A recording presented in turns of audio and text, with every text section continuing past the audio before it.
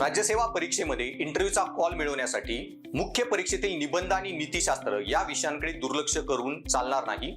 या दोन्ही विषयांमध्ये 130-140 मार्क मिळवणं गरजेचं आहे आणि शक्यही आहे. विद्यार्थ्यांना नीतिशास्त्र विषयाची प्रामुख्याने काळजी वाटते, कारण या विषयाचा तुम्ही पूर्वी कधीही अभ्यास केलेला नाही.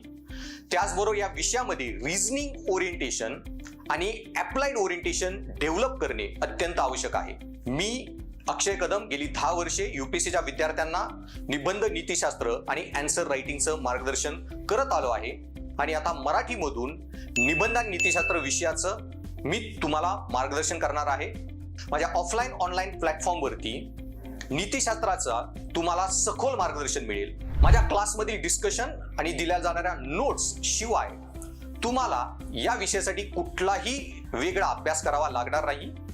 त्याचबरोबर ऍडमिशन घेतलेल्या विद्यार्थ्यांसाठी मी एक सेपरेट व्हॉट्सअप ग्रुप बनवतो, जिथे तुमच्या सर्व प्रश्नांची उत्तरे ही तुम्हाला मिळत जातील आणि त्याचबरोबर इथिक्स संबंधित, एसे संबंधित रेग्युलर अपडेट्स ह्या व्हॉट्सअप ग्रुपवर शेअर करतो. आणि क्लासमध्ये माझा मुख्य फोकस हा तुमचा नैतिक तर्क विकसित करण्यावर असतो.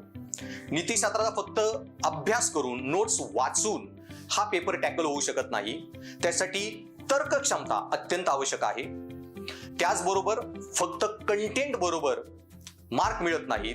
ऍप्लिकेशन ओरिएंटेशन, केस स्टडी सिनॅरिओ मध्ये ते ज्ञान कसं वापरावे हे शिकणेही अत्यंत गरजेचं आहे.